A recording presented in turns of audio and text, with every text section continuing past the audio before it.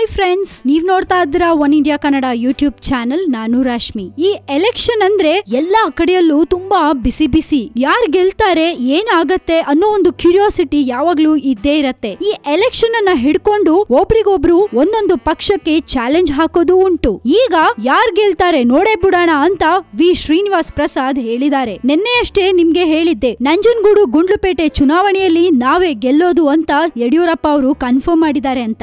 ಈಗ ಶ್ರೀನಿವಾಸ್ ಪ್ರಸಾದ್ ಅವರು ಚಾಲೆಂಜ್ ಮಾಡಿದ್ದಾರೆ. ನಂಜನಗೂಡು ಉಪಚುನಾವಣೆಯಲ್ಲಿ ನನ್ನದು ಪಂಥಾಹ್ವಾನ, ಸಿಎಂ ಸಿದ್ದರಾಮಯ್ಯ ಅವರದ್ದು ಬರೀ ಪಲಾಯನವಾದ ಅಂತ ಮೈಸೂರಿನಲ್ಲಿ ಮಾಜಿ ಸಚಿವ ವಿ ಶ್ರೀನಿವಾಸ್ ಪ್ರಸಾದ್ ಕಿಂಡಲ್ ಮಾಡಿದ್ದಾರೆ. ಸಿದ್ದರಾಮಯ್ಯ ಸಂಪುಟದಲ್ಲಿ ಸಚಿವ ಸ್ಥಾನ ಕಳೆದುಕೊಂಡು ಬಂಡಾಯವೆದ್ದು ಇತ್ತೀಚೆಗಷ್ಟೇ ಬಿಜೆಪಿಗೆ ಸೇರಿದ ವಿ ಶ್ರೀನಿವಾಸ್ ಪ್ರಸಾದ್ ಮೈಸೂರಿನ ಜೆಎಸ್ಎಸ್ ಆಸ್ಪತ್ರೆಯಲ್ಲಿನ ಕಾರ್ಯಕ್ರಮವೊಂದರಲ್ಲಿ ಮಾತಾಡ್ತಾ ಈ ಮಾತನ್ನ ಹೇಳಿದ್ದಾರೆ. ಈ ಉಪಚುನಾವಣೆ ಮುಂದಿನ ಸಾರ್ವತ್ರಿಕ ಚುನಾವಣೆ ದಿಕ್ಸೂಚಿಯಾಗಲಿದೆ. ಅವರು ಚುನಾವಣೆ ಮುಗಿಲಿ ಅಂತ ಹೇಳಿದ್ದಾರೆ. ನಾನು ಅದನ್ನೇ ಹೇಳ್ತೇನೆ, ಚುನಾವಣೆ ಮುಗಿಲಿ, ಯಾರು ಗೆಲ್ತಾರೆ ಅಂತ ಗೊತ್ತಾಗತ್ತೆ ಅಂದ್ರು. ನಾನು ಕಿವುಡ ಮೂಗ ಶಾಲೆಯ ಮೇಷ್ಟ್ರಲ್ಲ, ನಂಗೂ ಮಾತಾಡಕ್ಕೆ ಬರತ್ತೆ, ಪಾಠ ಮಾಡೋಕ್ಕೂ ಬರತ್ತೆ. ಇದನ್ನ ಶ್ರೀನಿವಾಸ್ ಪ್ರಸಾದ್ ಹೇಳಿದ್ದು ಅವರು ಏಪ್ರಿಲ್ 9ರಂದು ನಡೆಯಲಿರೋ ನಂಜನಗೂಡು ವಿಧಾನಸಭಾ ಕ್ಷೇತ್ರದ ಉಪಚುನಾವಣೆಯಲ್ಲಿ ಗೆಲ್ಲುವ ವಿಶ್ವಾಸ ವ್ಯಕ್ತಪಡಿಸಿದ್ದಾರೆ. ನಂಜನಗೂಡು ಗುಂಡ್ಲುಪೇಟೆ ಚುನಾವಣೆಯಲ್ಲಿ ಯಡಿಯೂರಪ್ಪ ನಾನ್ ಗೆಲ್ತೀನಿ ಅಂತ ಚಾಲೆಂಜ್ ಮಾಡಿದ್ದಾರೆ. ಈಗ ನೆಕ್ಸ್ಟ್ ಕಾಂಗ್ರೆಸ್ ಪಕ್ಷ ಗೆಲ್ಲತ್ತೆ ಅಂತ ಸಿದ್ದರಾಮಯ್ಯ ಅವರು ಚಾಲೆಂಜ್ ಮಾಡಿದ್ದಾರೆ. ಮೂರನೇದಾಗಿ ಶ್ರೀನಿವಾಸ್ ಪ್ರಸಾದ್ ಅವರು ನಾವೇ ಗೆಲ್ಲೋದು ಅಂತ ಕೂಡ ಅವರು ಚಾಲೆಂಜ್ ಮಾಡ್ತಿದ್ದಾರೆ. ಸೊ ನೋಡೋಣ